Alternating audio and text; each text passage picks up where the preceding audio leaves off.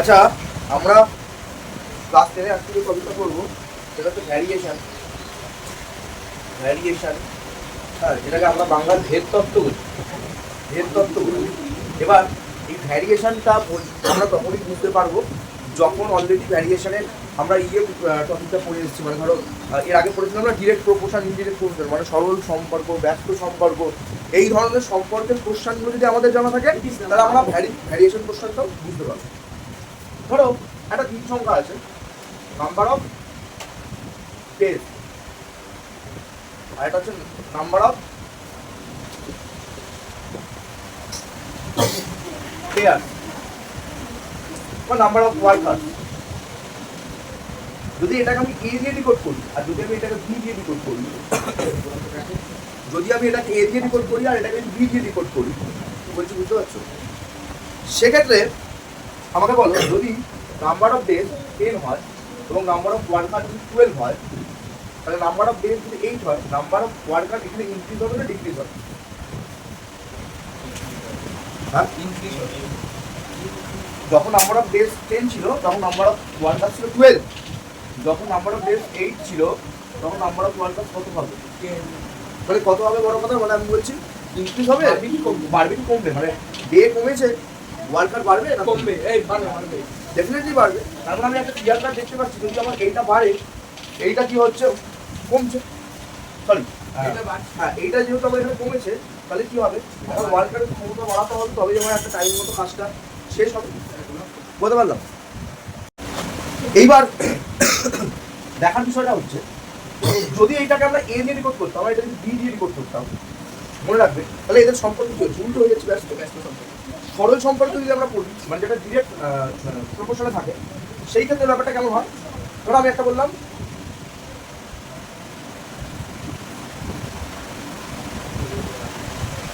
লোকজন বাড়িলে, একটা এক্সাম্পল ভাবো,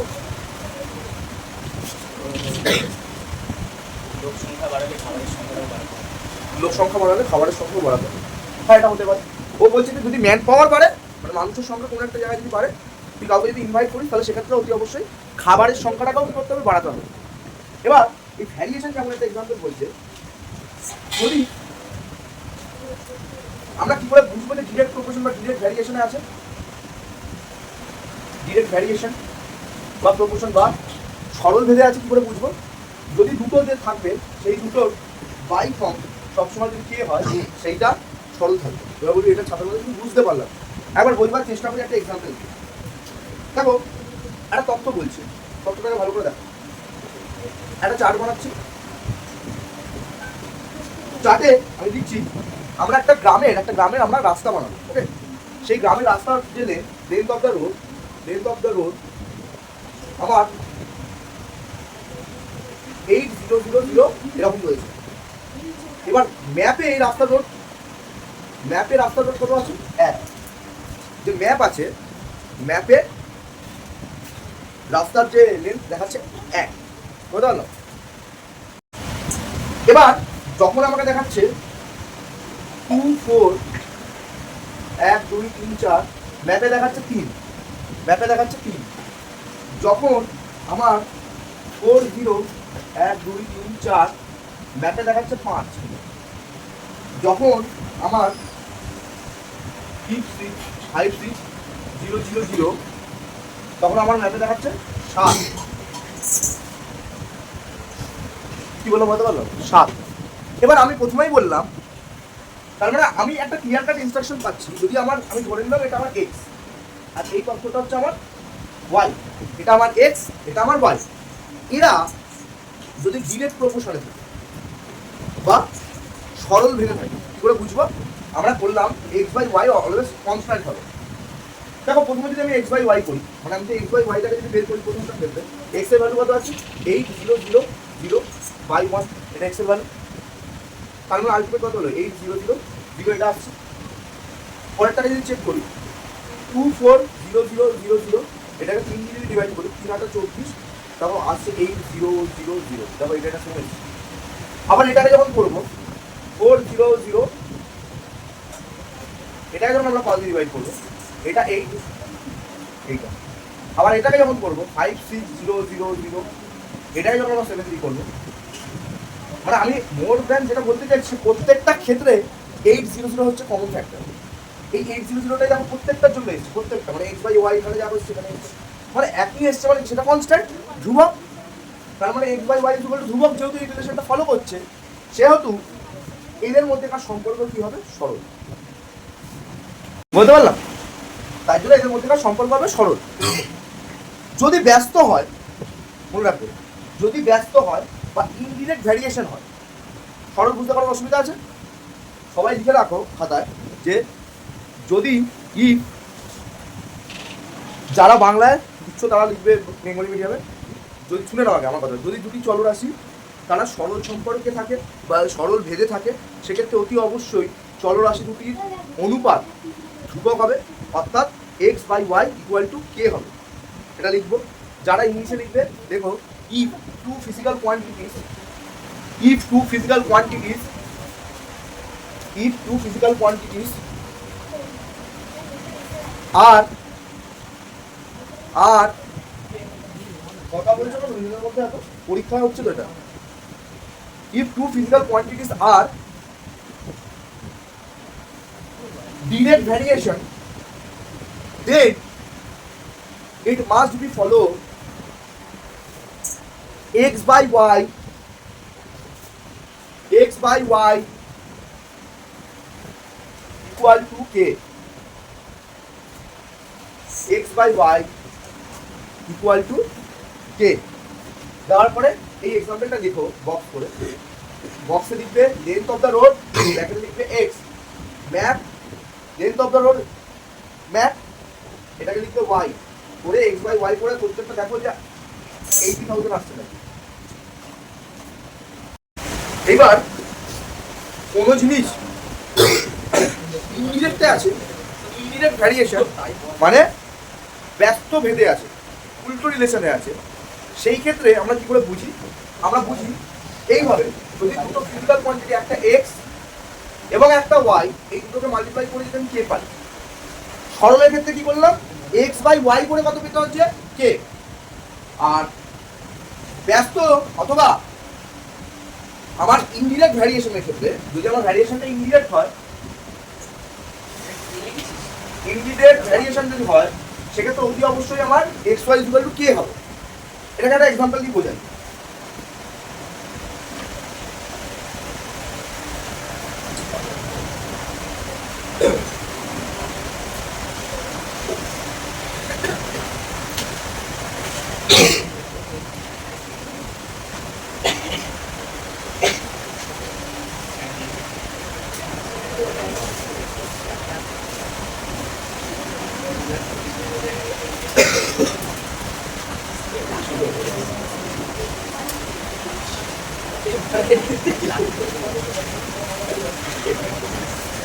একটা এক্সাম্পল দিয়ে দেখো, ব্যাপারটা বোঝবার চেষ্টা করি।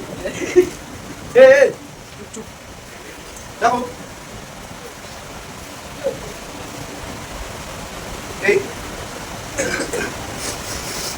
ভালো করে বুঝুন, বলছে number of friend, number of friend মানে বন্ধুর সংখ্যা, এইটাকে যদি আমি এক্স বলি, প্রত্যেকের মানে সবাইকে যদি আমরা একটা করে টপিক বা প্রত্যেকের বই দিচ্ছি, তাহলে নাম্বার অফ বুকস এটাকে আমি বললাম ওয়াই। বলছে দুজন বন্ধু যখন ছিল তখন 12টা বই পেয়েছে দুজন মিলে, যখন বন্ধু 3জন 8টা বই পেয়েছে, যখন 6জন 4টে পেয়েছে। এবার নোটিস করে দেখো, যদি আমি x বাই ওয়াই চেক করি তাহলে কত হচ্ছে? 2/12 মানে হচ্ছে 1/6। এটার ক্ষেত্রে কত হচ্ছে? 3/8 নট ইকুয়াল টু। এটার ক্ষেত্রে কত হচ্ছে? 6/4 3 দুগুণে 6 2 দুগুণে 4 নট ইকুয়াল টু। তিনটেই নট ইকুয়াল টু টার্মিনোলজি এসছে, তার মানে এটা আর যাই হোক ইনডিরেক্ট হচ্ছে না। কি বলে বলতে পারলাম? এবার যদি আমি চেক করি, এখানে কি চেক করবো? দেখো যদি আমি এক্স ওয়াই কে চেক করি, মানে এটার সাথে এটা মাল্টিপ্লাই, মানে 2 × 12 করলে কত হবে? 24। যদি এটার সাথে এটা মাল্টিপ্লাই করি, x × y 3 × 8 করলে কত হবে? 24। এটার সাথে যদি এটাকে মাল্টিপ্লাই করি, x 6 × 4 করলে কত হবে? 24। তিনটেই হচ্ছে আমার 24। তাহলে নোটিস করো তিনটের ক্ষেত্রে একই এসছে, তাহলে এক্স ওয়াই ইকুয়াল টু কে, এই কনসেপ্ট ফলো করছে। তাহলে এরা কি আছে, ব্যস্ত সম্পর্কে আছে, মানে ইনডিরেক্ট ভ্যারিয়েশনে রয়েছে। বলতে পারলাম এইটুখানি কি বলতে পারলাম? এই প্রপার্টিগুলো একটা বেসিক প্রপার্টি। পরীক্ষা অনেক সময় এমসিকিউ করবে, এমসিকিউতে কোশ্চেন কি দেবে, ধরে এরকম বলেছে, যদি দুটি এরকম করে বলবে, যদি দুটি জিনিস এ আর বি এরা সরল সম্পর্কে যদি থাকে, তাহলে নিম্নলিখিত কোন অপশনটি এদের জন্য প্রযোজ্য? অপশন নাম্বার সরল বলেছে, মানে ইনডিরেক্টে বলেছে ভাই, সরলে বলেছে, মানে হচ্ছে তোমার ভ্যারিয়েশনটা আমার ডিরেক্ট ভ্যারিয়েশন, ইনভার্স ভ্যারিয়েশন না। কি বললাম বলতে পারলাম? ধরো তখন আমাকে অপশন দেবে X Y into K, Y by X equal to K, X by Y equal to K. Option D দিচ্ছে নাথিং অফ দিস। তোমার কোনটা কি বলতে হবে? অপশন সি কে। তার জন্য এই জিনিসটা আমাকে বুঝতে হবে, বুঝতে পারলাম? তাহলে সবাই লিখে নাও, যদি দুটি চলরাশি, বাংলায় যারা লিখবে, যদি দুটি চলরাশি পরস্পর যদি দুটি চলরাশি পরস্পর ব্যস্ত ভেদে থাকে, তাহলে চলরাশি দুটি যদি এক্স ও ওয়াই হয়, তাহলে অতি অবশ্যই এই ক্রাইটেরিয়াটা বই পড়বে এবং লেখার পরে এই এক্সাম্পলটা লিখবে। যারা ইংলিশে লিখবে,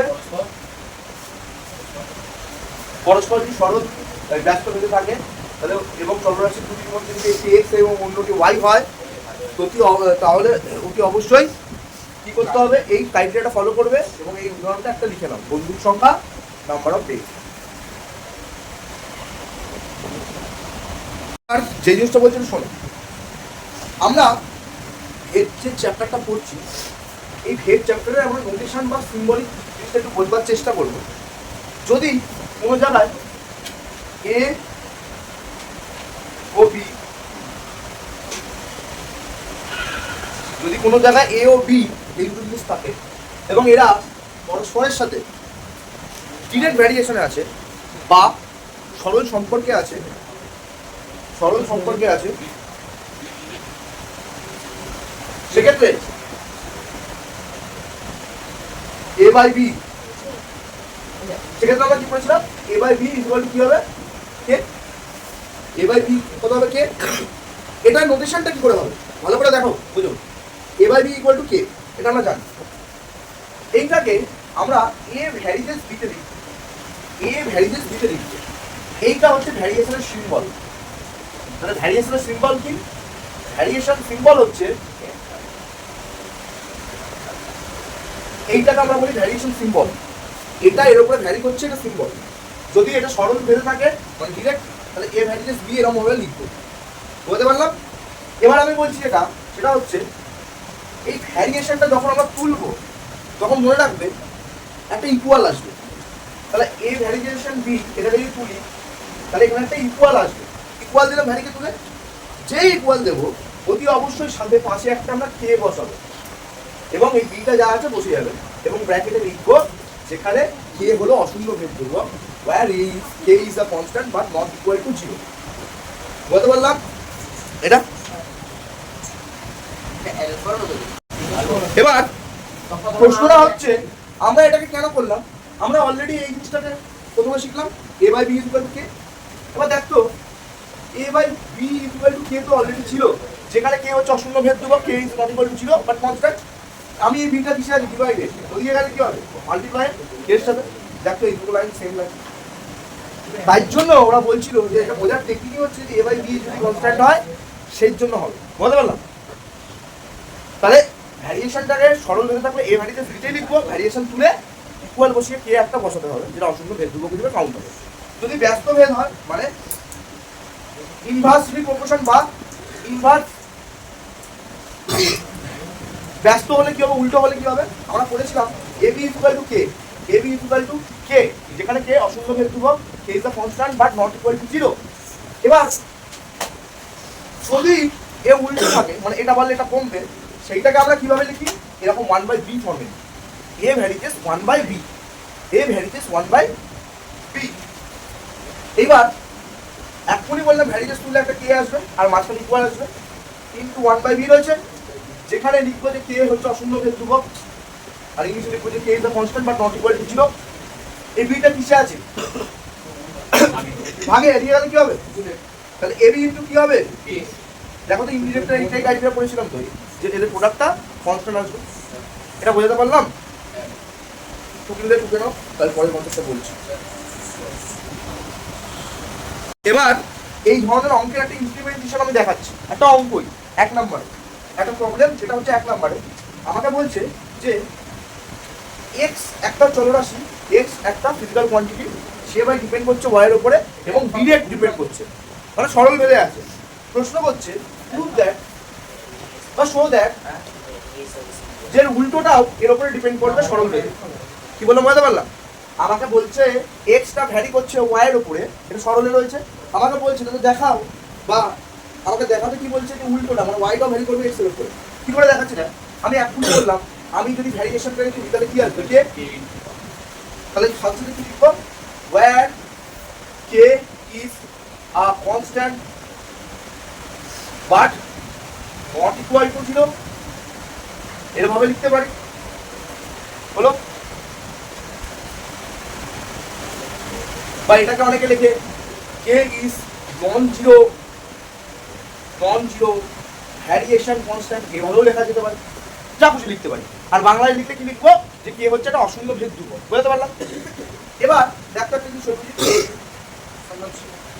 এই ওয়াইটা, এই যে ওয়াইটা আমার এদিকে গুনে আছে, এদিকে গেলে কি হবে? ভাগ হবে, এটা রয়েছে। হলো? আর এই এক্সটা এদিকে কি আছে? গুনে ওপরে আছে, গুনে মাল্টিপ্লাই, তাহলে ওদিকে গেলে কি হবে? বাই হয়ে যাবে। এরকম পেলাম, বুঝতে পারলাম? বাই হয়ে যাবে। এবার ধর এরকম একটা হাফ ইকুয়াল টু 1/2, তুই এটাকে চাইলে দেখতে এরকম ভাবে লিখতে পারিস, 2 হাফ 3, দেখা যায় তো 2 হাফ 3। কি বললাম বোঝ? এদিকে একটা ফ্র্যাকশন ফর্মে আছে উল্টো, এদিকে একটা উল্টো, এটা শিখা। আমি যদি এটাকে উল্টে দিই, মানে এটাকে ধরে উল্টে দেবো, এটাকে ধরে উল্টে দেবো, আর এটার তলায় কি আছে? মানে 1 আছে, তো এটাকে উল্টে দিলে এটা হাফ হয়ে যাবে না? তাহলে সেই লজিকে এটা যদি উল্টে দিই, এটা 1/k, এটা x হয়ে যাবে না? এবার যতই 1/k হোক, কে তো অশূন্য ভেদ ধ্রুবক, এটা কনস্ট্যান্টই হবে। তাহলে এটাকে যেই আমি তুলে দেবো, উইথড্র করে নেবো, সাথে সাথে কি হবে? আর ভ্যারিয়েশন সাইন চলে আসবে। এটাই আমাকে বুঝতে পারলাম? বুঝতে পারলে? ঢুকে নাও। রুটি রুটি আছে তাই বাট ওগুলোকে অ্যাভয়েড করবো। আচ্ছা দেখো পরেরটা দেখো, কোষে দেখি 13, সেইখানে প্রথমের যে অঙ্কগুলো আছে আমি তো দেখাই, এগুলো এরকম রেশিও ফর্মে আছে। এখানে দেখো এ বি করে দিয়েছে, এদের সম্পর্কগুলো কিসে আছে? প্রথমে এ বাই বি দেখবে, যদি এ বাই বি প্রত্যেকটার ক্ষেত্রে সমান আসে তাহলে কি হবে? সরল সম্পর্কে আছে, মানে ডিরেক্ট ভ্যারিয়েশনে। যদি এ বাই বি প্রত্যেকটা সমান না আসে তাহলে এ ইন্টু বি দেখবে, যদি প্রত্যেকটা সমান থাকে তাহলে কি হবে? ইনডিরেক্ট ভ্যারিয়েশন আছে। কি বললাম বুঝতে পারলাম? তাহলে কোশ্চেন নাম্বার 1 2 এগুলো একটু করে নেবে। এবার আসছি কোশ্চেন নাম্বার 3 তে। এক্সারসাইজে এবার আমরা যদি কোশ্চেনগুলো দেখি, 1 2 3 এক্সাম্পল করি, তিনের অঙ্কগুলো দেখে দেখো তোমরা এই ধরনের অঙ্ক অলরেডি এর আগে করেছো মাল্টিপল প্রসেসে। ক্লাস 3-4 এই ধরনের অঙ্কগুলো আমরা কিসে করতাম? ইউনিটারি মেথড বা ঐকিক নিয়ম। তার পরবর্তীকালে আমরা ক্লাস 8-এ গিয়ে শিখেছিলাম অনুপাত সমানুপাত, সেখানে আমরা রেশিও প্রপোর্শনাল রেসপেক্টে এগুলো সলভ করবার শিখেছিলাম। ক্লাস 10 এই ধরনের প্রবলেম আমরা সলভ করবার চেষ্টা করব ডিরেক্ট এবং ইনভার্স ভ্যারিয়েশনের রেসপেক্টে। যেমন ধরো প্রথমে অঙ্কটা বলছে যে বিপিন কাকু ট্যাক্সি 25 মিনিটে 14 কিলোমিটার অতিক্রম করছে, 25 মিনিটে 14 কিলোমিটার পথ অতিক্রম করে।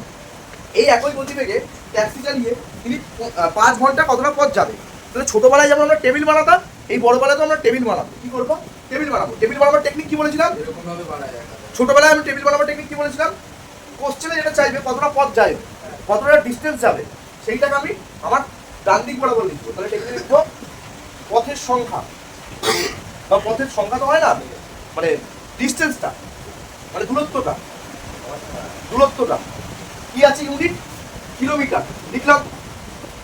এদিকে দেখো কি আছে? সময় সময় সময়টা আমি কোন ইউনিটের রেসপেক্টে ক্যালকুলেট করব? অতি অবশ্যই মিনিটের রেসপেক্টে ক্যালকুলেট করব। মিনিট। এবার বলে কেন বলছিলাম, ইনি 25 মিনিট টাইমে 14 কিলোমিটার যাচ্ছিল, হলো 5 ঘন্টা, তাহলে 5 আওয়ার্স। 5 আওয়ার্স থেকে মিনিটে নিয়ে যাওয়ার টেকনিক কি? 5 ইন্টু 60, তাহলে কত হবে? 5 ইন্টু 60, তাহলে 300 মিনিট। 300 মিনিটে কতটা যাবে এটা বের করতে হবে, তাই তো? 300 মিনিটে কতটা যাবে বের করতে হবে। আমি কি করব? ধরি, দেখো অঙ্কটা দেখো, ধরি আমার সময়টা লেট টাইম বি এ, মানে টাইমটা আমি এ দিয়ে রেকর্ড করব, দূরত্বকে বি দিয়ে রেকর্ড করব, আর ডিসটেন্সকে বি দিয়ে রেকর্ড করব, হলো? যখন আমার টাইম বাড়বে আমি নিশ্চয়ই বেশি দূরত্ব যেতে পারবো। ওই যদি 25 মিনিটে এত যায়, তুই টাইম বাড়িয়েছিস, তাহলে আরো বেশি দূরে চলে যাবে। তাহলে এইটা পারলে এটাও বাড়ছে, সরল হচ্ছে। যদি সরল হয় এ আর বি এর মধ্যে রিলেশন কি হবে? এ ভ্যারিজেস বি, তাই তো? এখনই বলেছি এ ভ্যারিজেস বি হলে ইকুয়াল বসিয়ে কে দিয়ে আমরা বি বসাবো। যেখানে কি লিখবো? যে যেখানে k is a non zero variable constant বা অশূন্য ভেদ ধ্রুবক, k is non zero variable constant, বুঝতে পারলাম? এবার দেখো কে এর ভ্যালুটা আমাকে বের করতে হবে কিসের রেসপেক্টে? ওয়েন, যখন এ হচ্ছে আমার 25 মিনিট আর বি হচ্ছে আমার 40 কিলোমিটার, তখন আমি কি বের করবো? এখানে 25 বসাবো, এখানে আমি 40 বসাবো, তাহলে আমি কে এর ভ্যালু কত পেলাম? কে ইকুয়াল টু পাচ্ছি, দেখো এটা গুণে আছে, ভাগ হয়ে যাবে, তাহলে 25/40। এটা বুঝতে কারোর অসুবিধা আছে? কে এর ভ্যালুটা বের করলাম এই দুটোর রেসপেক্টে। কি বললাম? বুঝতে পারলাম? বললাম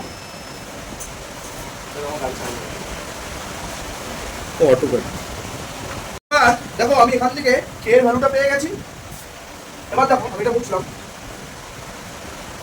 সেকেন্ড কেসে দেখো এ বলে দিয়েছে 300, তাহলে সেকেন্ড কেসেও সেম গল্প, a equal to k into b. A কত বলে দিয়েছে সেকেন্ড কেসে? দেখো 300। কে কত পেলাম? 25/40, তাই তো? বি এটা, তাহলে বি এর ভ্যালুটা কত হবে বের করতে বলেছে। তাহলে বি ইকুয়াল টু কত হচ্ছে? এটা এদিকে মাল্টিপ্লাই আছে, ওদিকে গেলে কি হবে? ডিভাইড হয়ে গেলে কি হবে? এটা উল্টে যাবে, 30 ইন্টু 40/25 আসবে। এটা কাটছি, 5 × 30, 5 × 5 = 25, 5 দিয়ে কাটলাম, 5 × 12 = 60। তাহলে বি এর ভ্যালু কত হলো? বি এর ভ্যালু হচ্ছে 12 × 14, 12 × 14, 12 × 14 যদি আমরা ক্যালকুলেট করি, 4 × 8, 4, 2, 1, 8, 6, 168। এটা হচ্ছে 1 কিলোমিটার ও ডিস্টেন্স 30 মিনিটে 300 মিনিটে কভার করবে, বুঝতে পারলাম? এবার দেখো পরের অঙ্কগুলো দেখো, আমি ভ্যারিয়েশনের 4 থেকে বলছি, যেহেতু 2 এবং 3 তোমরা পারবে টেবিল বানিয়ে করতে, এইভাবে করবে, যেটা সমস্যা হবে বুক পরে দেখে দেবে। 4 1 দেখো, 4 1 xy এর বর্গমূলের সঙ্গে সরলরেখার হ্যাঁ বলছে এক্স ওয়াই এর বর্গমূলের সঙ্গে সরল বেঁধে আছে। কথাটার মানেটা বোঝো, দেখো তো এটার মানে এটাই তো। 4 1 বলছে ওয়াই এক্স এর বর্গমূল, ওয়াইটা এক্স এর বর্গমূল, মানে এটা মানে স্কয়ার রুটের সাথে কি আছে? ডিরেক্ট ভ্যারিয়েশনে রয়েছে। এবং তোমাকে বলছে যদি y = 9 আর x = যদি 9 হয়, y = 9 এবং x = 9 হয়, তবে x এর ভ্যালু বের করো। মানে x এর ভ্যালুটা আমার কত হবে যখন y = আমার 6 হবে? কি করে করব? x এর ভ্যালুটা কত হবে যখন y আমার 6 হবে? সবার আগে আমি যেটা শিখিয়েছি, এই ধরনের ক্ষেত্রে চেষ্টা করতে হয় কি, যখন এর ভ্যালু বের করতে হয়, এইটাকে বের করতে হয়, কে এর ভ্যালুটাকে ডিকোড করবা। তা আমি দেখো এইখানে ভ্যারিয়েশন তুলে ইকুয়াল দিলাম, এটা বসিয়ে দিলাম কে, এখানে সেম লেখা, যেখানে কে হচ্ছে অশূন্য ভেদ ধ্রুবক, কে তোকে বের করে দেবো কিন্তু শোন না এগুলো অঙ্কগুলো, যেখানে কে হচ্ছে অশূন্য ভেদ ধ্রুবক, কি বললাম বুঝতে পারলাম, যেখানে কে হচ্ছে অশূন্য ভেদ ধ্রুবক। এবার দেখো যখন আমি y এর ভ্যালুটাকে এটাকে চুজ করছি, মানে when যখন y ইকুয়াল টু 9 আর x ইকুয়াল টু 9, তাহলে বসাচ্ছি y এর জায়গায় 9, x এর জায়গায় 9, তাহলে 9 রুট অফ 9 করলে কত হবে 3, এই 3 দিয়ে এটা কাটলাম কত হবে 3, তাহলে k এর ভ্যালু কত পেলাম 3। আরেকবার যদি এই প্রসেসটাকে আমরা ফলো করাই, মানে y equal to k into root of x, যখন y এর ভ্যালু এখন কত বলেছে 6, মানে যখন মানে when y equal to 6 and also k equal to কত হচ্ছে 3, তাহলে x ইকুয়াল টু কত হবে এটা বের করব, y হচ্ছে 6 বসালাম, k এর জায়গায় বসালাম 3, রুট অফ x এটা রেখে দিলাম, 3 দিয়ে কাটলাম 3 দুগুণে 6, তাহলে 2 equal to root of x, যদি বোথ সাইডে স্কয়ার করি 2 square equal to root of x square, root square করলে কি হয় x, তাহলে k স্কয়ার করলে কত হবে 4, তাহলে x এর ভ্যালু কত পেলাম 4, x এর ভ্যালু হলো 4। তাহলে আমরা রুটটাকে তোলার জন্য কি করলাম, বোথ সাইডে স্কয়ার করলাম, 2 স্কয়ার 4 আর রুট অফ x স্কয়ার করতে যদি এই পাশে আসে তাহলে তো স্কয়ারই হলো, ওইভাবে আমরা করতে পারবো, ঠিক x ইকুয়াল টু 2 স্কয়ার হলো হয়, বুঝতে পারলাম।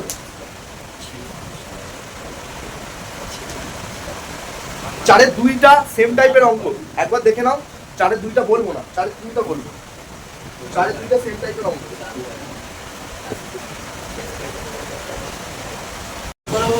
চারের 2 HW, চারের 3,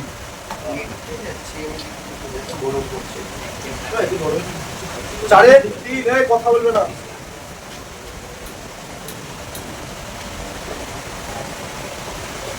দেখো বলছে x y এর সঙ্গে ডিরেক্ট রিলেশনে আছে, তাহলে x ভ্যারি করবে y এর সাথে, এটা বলে দিয়েছি। পরেরটা দেখো কি বলছে, x z এর সাথে ব্যস্ত ভ্যারিয়েশন আছে, আর x 1/z এর সাথে রিলেট করে রয়েছে, বুঝতে পারলাম। এই যখন এই দুটো এরকম ভাবে থাকবে, আলাদা আলাদা থাকবে, সবার আগে কাজ হচ্ছে দেখলাম এই দুটোকে মার্জ করে দেবে, বয়েল বয়েল বয়েল চার্লসের সমন্বয় সূত্র করেছিলে, সমন্বয় করতে দুটো জিনিসকে কম্বিনেশন করতে, ফিজিক্সে পড়েছিলাম বয়েল চার্লস ল, সেখানে আমরা কি করেছিলাম, বয়েলের ফর্মুলা কি ছিল, E ভ্যারিজেস 1/p, আর ও কি বলেছিল E ভ্যারিজেস p, দুটোকে আমরা কি করতাম কম্বাইন করতাম, E ভ্যারিজেস p/p, এবং এখানে আমরা এটাকে তুলে কি করতাম v equal to k into p/p, তাহলে pv ইকুয়াল টু kt, তারপরে পরবর্তীকালে কি করলাম pv equal to rt, n মোলের ক্ষেত্রে কি করেছিলাম ইকুয়েশনটা pv ইকুয়াল টু nrt, মনে পড়ছে। এই প্রসেসটাকে আমরা বলি দুটো জিনিসকে কম্বাইন করা, মানে ডিরেক্ট এবং ইনডিরেক্ট প্রপোর্শন, যখন এক ভালো করে ক্রাইটেরিয়াটা বলি, ডিরেক্ট এবং ইনডিরেক্ট প্রপোর্শন যখন একটা ফিজিক্যাল কোয়ান্টিটির সাথে রিলেটেড হয়, তখন সেটাকে আমরা কি করি কম্বাইন করি, সেটাকে আমরা কি করি কম্বাইন করি। তাহলে এখানেও আমরা কি করেছি দেখো কম্বাইন করেছি। এবার কম্বাইন করার পরে দেখো আমি সাথে সাথে এটা তুললে একটা কে আসবে, কোনো সমস্যা নেই। এবার আমাকে কি কি ভ্যালু বলেছে, আচ্ছা যখনই কে লিখবো বারবার বলছি অসুস্থ ভেদ ধ্রুবক, k is a non-zero variable constant, non-zero variable constant। এবার দেখ অঙ্কে তোকে কতগুলো ভ্যালু বলে দিয়েছি, কি কি ভ্যালু, y হচ্ছে 5, z হচ্ছে 9, আর x তখন বলে দিয়েছে 1/6। তাহলে আমার এক কোর্সটা কি অঙ্কের করার, এগুলোকে বসে k এর ভ্যালুটা বের করা, কারণ পরবর্তী ক্ষেত্রে লাগবে। তাহলে যখন x হচ্ছে 1/6, এখানে বসালাম k এর ভ্যালু জানি না, y এর ভ্যালু কত 5, z এর ভ্যালু কত 9, বসালাম। তাহলে k টা এখানে এটার সাথে গুণে আসো, ঠিক আছে, ডিভাইড করতে k ইকুয়াল টু 1/6 ইনটু 9/5, 3 দুগুণে 6, 3 3 9, তাহলে k এর ভ্যালু কত হচ্ছে 3 ইনটু 1 3, 5 ইনটু 2 10, তাহলে k এর ভ্যালু কত পেলাম 3/10। এটা বুঝতে কারোর অসুবিধা আছে, এটা বুঝতে কারোর অসুবিধা আছে নেই, সবার টোকা হয়ে গেছে তোরা, ও পরে টুকিস ওর খাতা দিয়ে টুকিস তো ছবি তুলে পাঠিয়ে দেবে। হলো এটা। এইবার এই জায়গাটা বুঝলাম কে এর ভ্যালুটা আমার 3/10। আবার যখন বলে দিয়েছে আমাকে y = 6, z = নেক্সট কি বলছে, y টা হচ্ছে 6, z হচ্ছে 1/5, তখন আমার x এর ভ্যালুটা কত হবে এটা আমার বের করতে বলেছে। তাহলে দেখো x এর ভ্যালু জানি না, x ই রাখবো, k এর ভ্যালু নাকি 3/10 আগেরটাই বের করলাম, কারণ k তো প্রত্যেকটা ক্ষেত্রে সেমই আসবে, k তো আনচেঞ্জ হয়, মানে কনস্ট্যান্ট যখন বলছে আনচেঞ্জ। তাহলে y এর ভ্যালু কত আছে 6 আর z এর ভ্যালু কত আছে 1/5 তাহলে x এর ভ্যালু কত হচ্ছে 3/10 ইনটু এই 1/5 টা কি হবে উপরে যাবে 6 ইনটু 5 তাহলে দেখো এটা রিডিউস করার চেষ্টা করছি 3 দুগুণে 6 হলো 5 দুগুণে 10 তাহলে x এর ভ্যালু কত হচ্ছে এই 5 5 কাটলাম x এর ভ্যালু আসবে 1 3 2 3 9 এটা হচ্ছে আমার ফাইনাল অ্যান্সার তার মানে এই তিনটে দিয়ে থাকলে কিভাবে করতে হবে সেটাও আমি দেখিয়ে দিলাম পাঁচের দাগেরটা দেখো পাঁচে তোকে প্রোভাইড করেছে কি দেখ ভালো করে পাঁচে এক বলেছে x ভ্যারিজেস y হলে দেখাই যে x প্লাস y এটা ভ্যারি করবে x মাইনাস y এর সাথে x ভ্যারিজেস y হলে এটাকে আমাকে দেখাতে বলেছে যে এটা প্রুফ করতে হবে আমরা এখানে একটা মেথড আমরা বুঝে নেব তারপর আমরা অ্যাপ্লাই করব মেথডটা হচ্ছে যোগ ভাগ প্রক্রিয়া বাংলায় কি বলে যোগ ভাগ প্রক্রিয়া যেমন ধরো 2/3 আর এখানে ধরো হচ্ছে a/2 ক্রাইটেরিয়া কি যোগ ভাগ প্রক্রিয়া এটাকে ইংলিশে বলা হয় তোমার